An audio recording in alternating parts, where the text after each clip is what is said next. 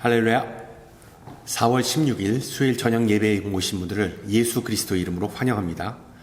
우리 다 같이 사도신경으로 신앙 고백합니다. 나는 전능하신 아버지 하나님, 천지의 창조주를 믿습니다. 나는 그의 유일하신 아들 우리 주 예수 그리스도를 믿습니다. 그는 성령으로 잉태되어 동정녀 마리아에게서 나시고 본디오 빌라도에게 고난을 받아 십자가에 못 박혀 죽으시고 장사된 지 사흘 만에 죽은 자 가운데서 다시 살아나셨으며 하늘에 오르시어 전능하신 아버지 하나님 우편에 앉아 계시다가 거기로부터 살아있는 자와 죽은 자를 심판하러 오십니다. 나는 성령을 믿으며 거룩한 공교회와 성도의 교제와 죄를 용서받는 것과 몸의 부활과 영생을 믿습니다. 아멘.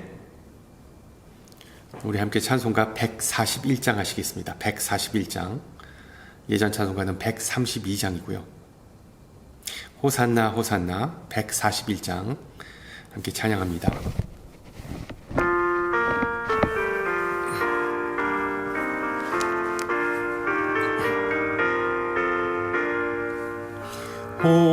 호산나 호산나 다 노래 부른다.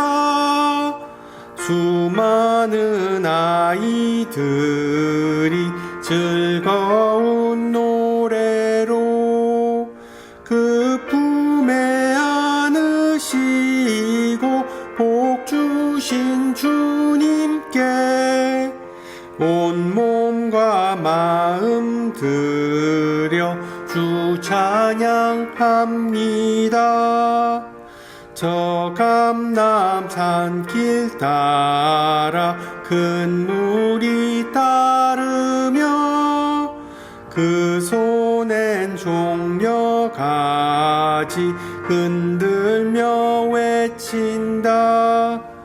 만왕의 왕주 예수 나귀를 타시고 그 어린이들 노래 다 받아주신다.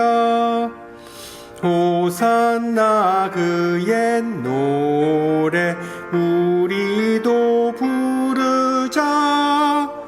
주 예수 우리 구주 우리의 전능왕 온 마음과 마음 다해 목소리 높여서 영원히 기쁜 노래 주 앞에 드리자.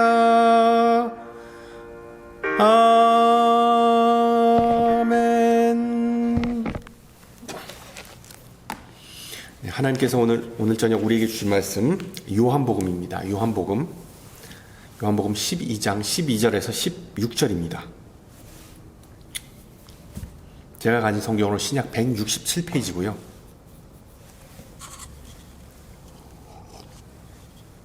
요한복음 12장 12절에서 16절 말씀을 받들어 봉독합니다. 그 이튿날에는 명절에 온 큰 무리가 예수께서 예루살렘으로 오신다는 것을 듣고 종려나무 가지를 가지고 맞으러 나가 외치되 호산나 찬송하리로다. 주의 이름으로 오시는 이 곧 이스라엘의 왕이시여 하더라. 예수는 한 어린 나귀를 보고 타시니 이는 기록된 바 시로운 딸아 두려워하지 말라. 보라 너의 왕이 나귀 새끼를 타고 오신다 함과 같더라. 제자들은 처음에 이 일을 깨닫지 못하였다가 예수께서 영광을 얻으신 후에야 이것이 예수께 대하여 기록된 것임과 사람들이 예수께 이같이 한 것임이 생각났더라. 아멘.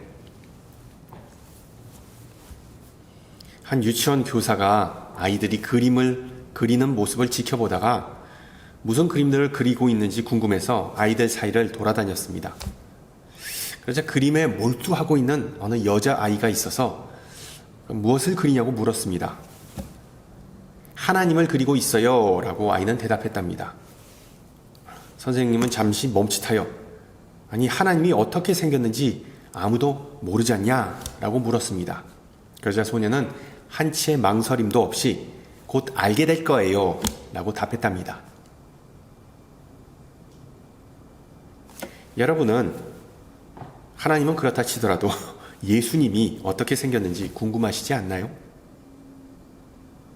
물론 살아 생전에 예수님을 그린 초상화가 남아있지 않기 때문에 그 누구도 알 수 없습니다. 또한 성경에도 예수님의 외모에 대한 묘사가 전혀 없죠. 그래서인지 수세기에 걸쳐 수많은 예술인들, 화가나 조각가, 작가들은 예수님의 얼굴에 대해 나름대로 상상력을 동원하였습니다. 심지어 영화 제작자들도 거기에 한몫했죠. 이제 봄방학이 시작해서 아이들을 데리고 영화관에 갈까 생각 중이었습니다. 마침 지난주에 새로 개봉한 예수님 영화 The King of Kings, 왕의 왕을 볼까 생각 중입니다. 예수님에 관한 애니메이션 영화는 상당히 많이 제작되었죠. 그런데 이 King of Kings, 예수님은 왕이다 라는 그 사복음서의 공통된 메시지를 전해주기 때문에 상당히 적절하고 상당히 기대감을 불러일으킵니다. 오늘 읽은 본문에서 요한복음 저자는 예수님을 이스라엘의 왕으로 묘사하고 있죠. 종료 주일에 관하여 비록 미묘한 차이를 보이지만 모든 복음서는 예수님께서 왕으로 예루살렘에 입성하셨다는 점을 강조하고 있습니다.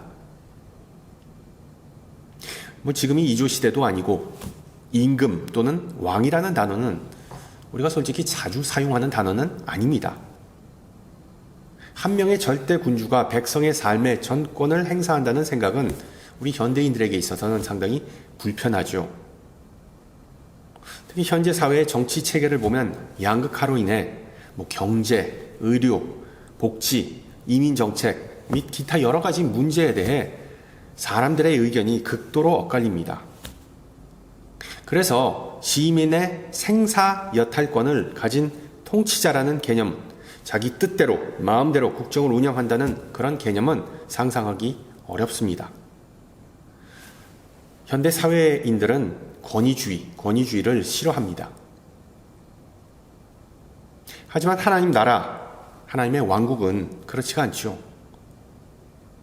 성서시대에 나온 왕국이나 왕권은 현재의 민주주의나 어떤 선거제도, TV의 정치 토론과는 아무런 관련이 없었습니다. 성경이 말하는 왕권은 민주주의가 아니라 바로 예수님이 이끄시는 일종의 신정 정치였기 때문이죠. 이것은 하나님의 백성이자 그리스도를 따르는 우리에게 시사하는 바가 큽니다. 제자의 삶, 제자의 길, 즉 제자도의 핵심은 2000년 전 유다뿐만 아니라 온 세상을 통치하기 위해 오신 예수님의 주권, 그 왕권에 우리의 삶을 복종시키는 일련의 과정입니다. 바로 이것이 종려주일의 핵심 메시지이기도 하죠.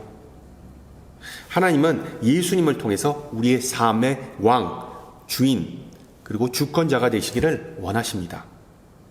따라서 하나님은 우리가 예수님을 경외하고 예수님에게 순종하기를 원하십니다. 또한 예수님은 강하고 그리고 믿을 만한 분, 신실하신 분이시기 때문에 우리가 그분 안에서 평화와 그리고 또한 소망을 찾기를 원하십니다. 문제는 예수님이 위험한 왕처럼 보이지 않는다는 것입니다. 사실 예수님은 왕처럼 보이신 적이 없었습니다. 성경을 아는 사람이라면 그 누구라도 예수님을 기존의 왕들과 동일시하지 않을 것입니다. 여러분, 왕의 권력과 위엄을 나타내는 상징은 무엇입니까? 바로 크라운, 왕관과 그리고 또한 보좌, throne입니다. 다윗이나 헤롯 왕과는 달리 예수님은 어떤 물리적인 왕자에 앉아서 백성을 다스리신 적이 전혀 없습니다. 게다가 예수님께서 쓰셨던 유일한 면류관은 바로 빌라도의 뜰에서 가시나무를 엮어 만든 그 가시 면류관 뿐이었습니다. 게다가 이런 가시 면류관을 쓴 예수님을 로마 군인은 옷을 벗기고 그리고 채찍질을 가했습니다. 여러분, 이게 과연 어떤 군왕 또는 국가 원수에게 합당한 대우입니까? 아니죠. 빌라도가 보기에, 당시에 로마 총독 빌라도가 보기에 예수님은 왕이 아니라 그냥 무명의 시골 촌뜨기 라삐였습니다. 당시 수많은 소란꾼이자 자칭 메시아 중 한 명으로 보였을 뿐입니다. 유능한 정치가였던 빌라도는 유대인의 반란을 신속하고 효율적으로 처리하는 방법을 알고 있었죠. 그래서 그는 군중에게 잔인한 선택을 제안합니다. 예수냐? 바라바냐? 알다시피 군중은 산적 바라바를 선택했습니다. 그 결과 예수님은 바로 십자가에서 운명을 다하셨습니다. 하지만 불과 며칠 전만 해도 상황이 완전히 달랐습니다. 화창한 날씨에 환호하는 무리가 예수님을 맞이하려고 북새통을 이루면서 다음과 같이 소리쳤죠. 호사나 찬송하리로다. 주의 이름으로 오시는 이 곧 이스라엘의 왕이시여. 종려주일 그날 예수님은 과연 무슨 생각을 하셨을까요? 예수님은 나는 너희가 찾는 왕이 아니다 라고 백성을 꾸짖으셨을까요? 아니죠. 오히려 그 시위가 그냥 지속되게 놔두셨습니다. 방관하셨습니다. 그 백성의 환호와 외침을 나무라지 않으셨습니다. 그때로부터 100년 전에 마카비 반란이라는 것이 있었습니다. 그 헬라 세력들의 그 통치를 벗어나고자 유대인들이 반란을 일으켰습니다. 그것을 마카비 반란이라고 하는데 그때 반란을 상징하는 물건이 바로 이 종려나무였습니다. 종려나무 가지였기 때문에 이 백성이 종려나무 가지를 흔드는 것은 상당히 정치적으로 위험한 그런 행위였죠. 그러나 예수님은 그것을 아심에도 불구하고 그냥 내버려 두었습니다. 예루살렘 성문에서 벌어진 이 시위는 그냥 상징적이었습니다. 예수님 뒤에는 아무런 군대도 따르지 않았고 예수님은 승리의 상징인 그 월계수 화환도 쓰시지 않으셨습니다. 위대한 정복자들처럼 어떤 군말을 타지도 않고 아니면 병거를 몰지도 않았습니다. 오히려 예수님은 시골 농부처럼 나귀를 타고 입성하셨죠. 나귀가 해봤자 얼마나 큽니까? 그 나귀를 타더라도 아마 두 발은 거의 땅에 질질 끌리기도 했을 겁니다.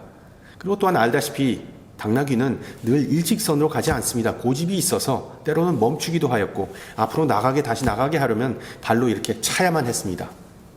따라서 군중은 이 촌동네 나사렛 출신 랍비가 말도 안 듣는 나귀를 타고 이렇게 똑바로가 아니라 지그재그로 가는 모습을 보며 그냥 하하하 웃음을 터뜨렸을 수도 있습니다. 그러나 예수님은 그런 우스꽝스러운 모습에도 불구하고 자신이 그때 무엇을 하고 있는지를 정확히 알고 계셨습니다. 자신은 어느 고귀한 왕이나 아니면 승리를 쟁취한 어떤 장군을 흉내를 내는 것이 아니라는 점을 사람들에게 분명히 보여주었습니다. 그는 오직 민중의 한 사람이었습니다. 거기 모였던 모든 사람이 다 알 수 있는, 다 볼 수 있는 그런 내용이었습니다. 예수님께서 나귀를 타셨다는 것은 물론 구약의 성취를 의미하기도 하지만 그날의 예수님의 모습과 행동은 로마 제국의 점령군을 조롱하는 것으로 비춰졌을 수도 있습니다. 예수님은 본의 아니게 모르겠지만 본의 아니게 로마 병정들의 심기를 불편하게 했던 것이죠. 우리는 오늘 본문에 나온 이야기를 읽으면서 조심해야 합니다. 보통 이 사건을 예수님의 승리의 입성이라고 부르지만 실제로 그날의 사건은 승리의 입성이라기보다는 일종의 서커스나 아니면 거리 공연에 가까웠습니다. 당시 사람들은 군왕의 행렬이 어떠했는지 정말 잘 알고 있었습니다. 승리 행전 하면 바로 로마인들의 주특기였기 때문이죠. 신약시대의 유대인이라면 로마 군대가 적을 물리치고 펼쳤던 그 승리의 퍼레이드에 익숙했습니다. 그런 퍼레이드는 보통 요란한 북소리와 또한 나팔소리를 동반하면서 수천 명의 그냥 군병이 오와 열을 맞춰서 천둥과 같은 발걸음 소리를 냈던 것으로 아주 유명했습니다. 그리고 그런 행렬의 끝자락에는 거대하고 사나운 전투마나 아니면 전차를 탄 개선장군이 있었습니다. 정말 반짝반짝이는 흉갑과 또한 투구를 쓰고 천상의 존재와 같은 모습을 하였고 때로는 그의 머리에는 승리의 상징인 월계수와 올리브 잎을 엮어 만든 화관이 쓰여져 있었습니다. 또한 그 뒤에는 전쟁 포로들도 있었습니다. 손이 이렇게 등 뒤로 묶이고 누더기를 입은 비참한 모습을 하고 있었죠. 그들의 눈빛은 마치 포획된 짐승과 같았습니다. 행진이 끝나자마자 다 처형당하거나 아니면 운이 좋으면 노예가 될 것이라는 사실을 잘 알고 있었기 때문이죠. 요점은 로마인들은 이런 군사 행사, 즉 퍼레이드의 전문가들이었습니다. 로마 제국의 권세와 영광을 주기적으로 과시하기 위해 그런 퍼레이드를 활용했습니다. 여러분 기억하세요. 당시에는 신문이나 TV나 인터넷도 없던 시대였습니다. 뉴스는 주로 입소문을 통해 비교적 천천히 퍼졌습니다. 따라서 로마인들은 이런 퍼레이드가 정치적 메시지를 효과적으로 사람들에게 전달하는 방법이라는 것을 잘 알고 있었습니다. 이 땅의 지배자는 우리다. 우리가 이 땅의 주인이다. 그러니까 너희들은 우리의 권위에 복종하라. 이것이 바로 암묵적인 메시지였죠.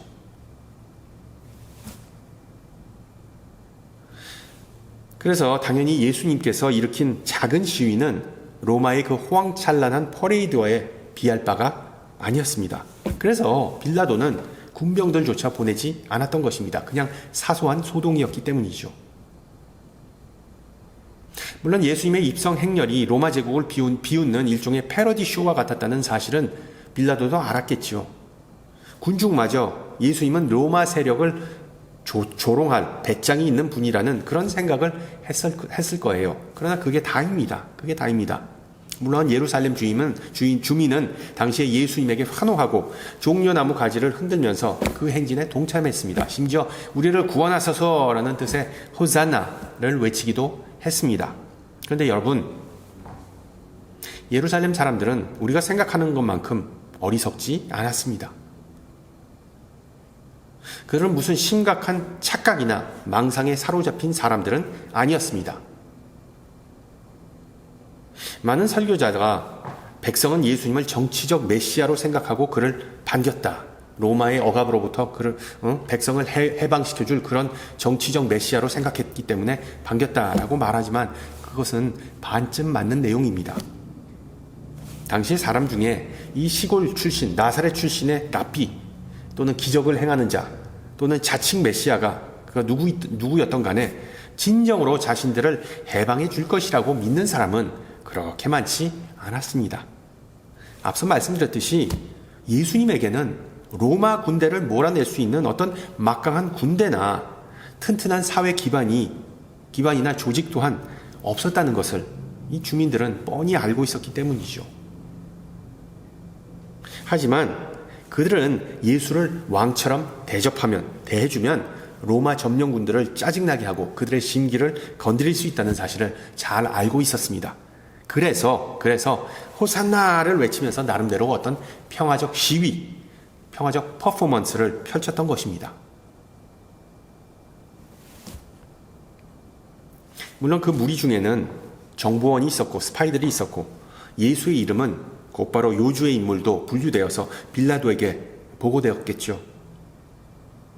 게다가 그 다음날 예수님은 성전에 가서서 환전상들의 테이블을 다 뒤집어버리고 제물로 쓰일 짐승들을 쫓아내버리면서 다시 한번 빌라도의 관심을 끌었을 겁니다. 문제는 성전 지도자들은 이와 같은 행동을 신성모독으로 간주하며 극도로 예민해졌습니다. 자신들의 이권이 개입되어 있었기 때문에 예수에 대해 뭔가 빨리 조처해야 된다고 생각했습니다. 그래서 며칠 후에 예수님이 성전 경비병들에게 체포된 것은 당연한 수순이었죠. 예수님은 공회에서 신문받은 후에 빌라도에게 넘겨졌습니다. 재판이 끝난 무렵 혐의가 없다라고 빌라도는 인정하는데 이것은 오늘날의 사건을 기각한다에 해당합니다. 그러나 빌라도는 부패한 정치인이었습니다. 공정한 재판관이었지만 또한 부패한 정치인이었습니다. 권력을 탐하고 자기 이익을 위해 법과 인간의 생명을 그 결과를 얼마든지 조작할 수 있었던 폭군이었습니다. 그는 당시 군중이 어느 쪽을 선택할지 잘 짐작하고 있었겠죠. 보통 때라면 빌라도는 예수를 풀어주고 바라바를 처형했을 것입니다. 하지만 그는 바라바라는 혁명가를 석방하고 어리버리한 랍비를 처형함으로써 얻을 수 있는 분명한 이익이 있었습니다.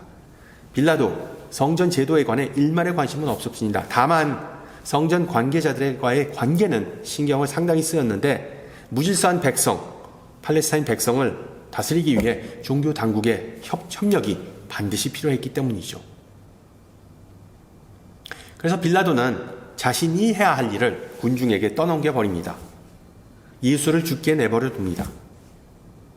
당분간은 바라바가 자유를 누리도록 내버려 둡니다. 그러나 빌라도는 바라바의 일거수일투족을 감시하면서 사람들에게 이 땅의 진짜 통치자가 누구인지를 알리기 위해 언제든지 바라바를 나중에 죽일 수 있었습니다.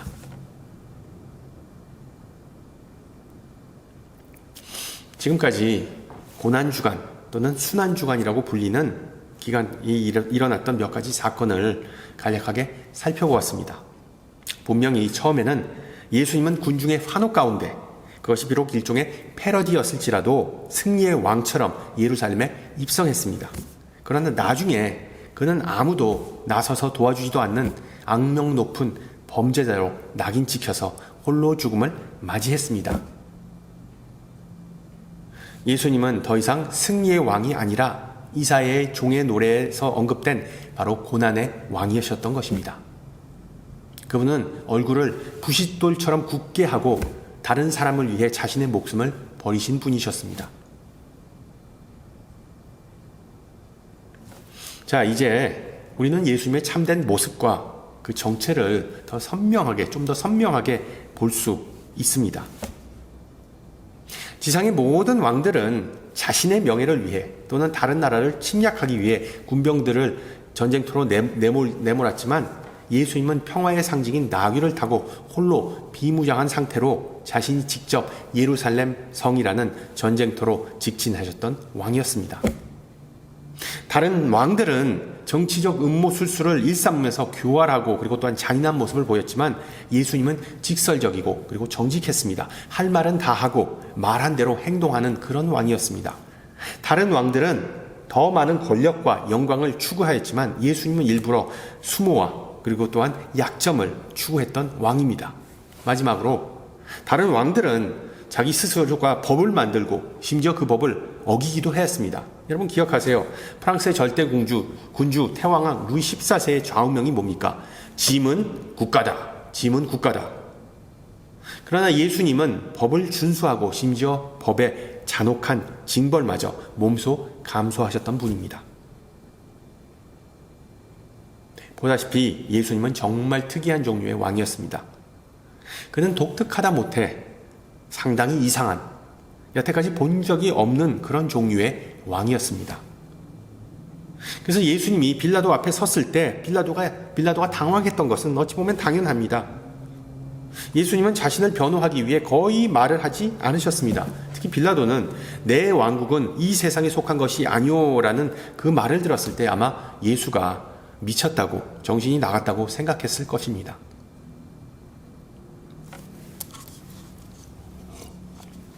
우리도 이와 같은 실수를 얼마든지 범할 수 있습니다. 그것이 오늘 본문이 우리에게 주는 교훈입니다. 우리도 빌라도나 제자들, 군중 또는 종교 지도자와 비슷한 반응을 보일 수 있습니다. 그 반응이 뭘까요? 16절 마지막 말씀처럼 우리도 처음에 이 모든 일을 깨닫지 못하는 사람 중 하나일 수 있습니다. 그 당시 유대인들은 도통 이해하지 못했던 것입니다. 도대체 무엇을 이해하지 못하였을까요? 첫째로 그들은 겸손한 섬김을 전혀 이해하지 못했습니다. 예수님께서 제자들의 발을 씻긴 이야기가 바로 그 다음 장 요한복음 13장에서 나옵니다. 제자들의 반응은 어땠습니까? 예수님이 그런 비천한 일을 하신다는 것이 터무니없었기 때문에 깜짝 놀랍니다. 영어로는 스캔들, 네, 그런 그 용어를 씁니다. 또한 하나님 나라에서 한 자리를 차지하기 위해 끊임없이 다투었던 자신들이 부끄러워졌습니다. 여러분 최후의 만찬에서 있었던 사건을 기억하세요. 제자들은 여전히 누가 위대한지를 놓고 다투었습니다. 방금 전까지만 해도 같은 빵, 같은 잔을 나눈 지 얼마 되지도 않았는데 말싸움을 했다는 것은 정말 답답한 일이죠. 보다시피 제자들은 전혀 이해하지 못했던 것입니다. 또한 그들은 희생적인 사랑을 이해하지 못하였습니다. 예수님은 제자들에게 나는 선한 목자다. 선한 목자는 양을 위해 목숨을 버린다 라고 말씀하셨습니다. 이 말을 들은 제자 중 일부는 예수님이 미쳤다고 생각했다고 요한은 기록합니다. 그러나 나중에 예수님은 사람이 친구를 위해 목숨을 버리면 이보다 더 큰 사랑은 없다라고 제자들에게 또다시 말씀하셨습니다. 제자들은 예수님께서 인류의 구원을 위해 자신을 희생하러 오신 왕이라는 사실을 이해할 수가 없었습니다. 마찬가지로 예수님은 저와 여러분을 구원하기 위해, 대속하기 위해 이 세상에 오셨습니다. 그리고 그 대가는 다름 아닌 자신의 피였습니다. 보혈. 솔직히 종려주일에 예수님을 이해하지 못한 제자들의 그 무지와 모리애를 탓할 수는 없습니다. 열심히 노력했지만 이해가 되지 않는데 어떡하겠습니까? 상당히 딱한 모습입니다. 그 주중에도 이해하지 못하였고 심지어 성금요일에는 모든 것을 이해하는 것을 다 포기하고 그냥 다 도망갔습니다. 이전 생업으로 다 되돌아갔습니다. 예루살렘 사람들도 마찬가지였습니다. 그들은 일요일에는 나뭇가지를 흔들면서 그냥 광란의 모습으로 예수님의 이름을 높였지만 며칠 후에는 정말 정신이 그냥 확 돌아간 사람들처럼 야유와 그냥 손짓을 하면서 예수의 이름을 저주했죠. 상황이 안 좋게 바뀌니까 예수가 아니라 자기 보존을 선택했습니다. 자, 여기서 질문. 만약에 제자들이나 군중이 예수님의 진정한 정체와 사역의 본질을 깨달았다면 그들은 과연 예수님을 십자가까지 따라갔을까요? 여러분은 어떻습니까? 적어도 저와 여러분은 성경을 배우고 신앙생활을 했기 때문에 예수님의 그 신분과 사명을 더 잘 이해할 수 있는 위치에 있습니다. 우리는 제자들이나 군중처럼 예수님을 오해할 일이 전혀 없습니다. 그렇다면 여러분도 예수님처럼 기꺼이 십자가를 질 의향이 있으신가요?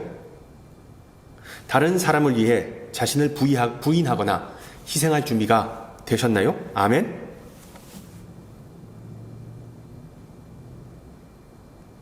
아마 큰 아멘 소리가 잘 들리지 않는 것 같은데 괜찮습니다. 그게 정상적인, 그게 인간적인 반응이기 때문이죠. 예수님을 따르는 일은 늘 불편하거나 자칫하면 위험할 수 있다는 사실을 우리는 잘 알고 있기 때문입니다.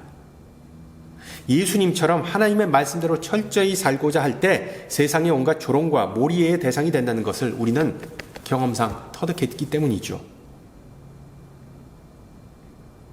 게다가 우리가 어떻게 감히 하나님이나 예수님을 다 안다고 말할 수 있을까요? 다 깨달았다고 말할 수 있을까요? 성경은 하나님께서 계시하는 만큼 우리가 하나님을 알 수 있다고, 하나님 깨달을 수 있다고 분명히 말합니다. 이것은 우리가 무슨 어떤 도를 닦으면서 어떤 경지에 이르는 그런 인간적인 노력이 아닙니다, 절대로. 그래서 저는 설교에서 깨닫는다는 그런 표현을 잘 사용하는 것을 선호하지 않습니다. 성경은 분명히 하나님께서 자신을 드러내는 만큼, 계시하는 만큼 우리가 하나님을 받아들이고 이해할 수 있다고 말하기 때문이죠. 따라서 바울의 말처럼 하나님에 대한 우리의 지식은 오직 하나님에게만 달려 있습니다. 우리가 하나님을 직접 만나기 전까지는 우리의 이해는 항상 불완전할 것이라고 바울은 분명히 고린도전서에서 기록합니다. 요점은 우리가 다 이해하지 못해도, 다 깨닫지 못해도 괜찮다는 것입니다. 기독교는 우리가 납득하기 힘든, 선호하지 않는 패러독스, 역설로 가득 차 있다는 사실을 기억하세요. 어떻게 하나님께서 당나귀를 탈 수 있을까요? 이순신 장군이 아닌 이상 어떻게 살기 위해 죽어야 한다고 말할 수 있을까요? 어떻게 왕이 고통을 받는다는 말입니까? 또한 굿 프라이데이, 이것도 하나의 엄청난 모순이죠. 어떻게 예수님께서 돌아가신 날이, 십자가에서 잔혹하게 돌아가신 날이 좋다고 말할 수 있을까요? 그러나 신앙생활, 제자의 삶은 이처럼 이상하고 이해할 수 없는 역설적인 진리, 즉 하나님의 나라의 가치에 익숙해지고 그것을 실천하는 것임을 명심하세요. 사도 바울은 이러한 역설을 가리켜 그리스도의 신비, The Mystery of Christ라고 표현했습니다. 다행인 것은 우리가 그 신비, 그 역설을 이해하고 파악하는 것이 아니라 신비하신 하나님께서 우리를 이미 다 파악하고 계신다는 점입니다. 그리고 그 신비로운 하나님은 우리의 상상보다 훨씬 더 큰 분이시고 그분의 사랑은 그보다 더 크다는 사실을 찬양하시기 바랍니다. 할렐루야. 성도 여러분, 히브리서 저자는 예수님은 어제나 오늘이나 영원토록 동일하신 분이라 라고 선포합니다. 그렇습니다. 우리가 좋든 싫든, 우리가 이해하든 이해하지 못하든 예수님은 과거에도 오늘날도 그리고 앞으로도 우리의 왕 되신 분입니다. 그러니 이 모든 것들이 다 이해가 안 되더라도 너무 깊이 생각하시지 말고 그냥 기뻐하고 회상하고 감사하면서 이번 고난주간을 의미 있게 보내시기를 축원합니다. 함께 기도합니다. 귀하신 주님, 이번 순환주간을 통해 우리에게 은혜 주심을 감사합니다.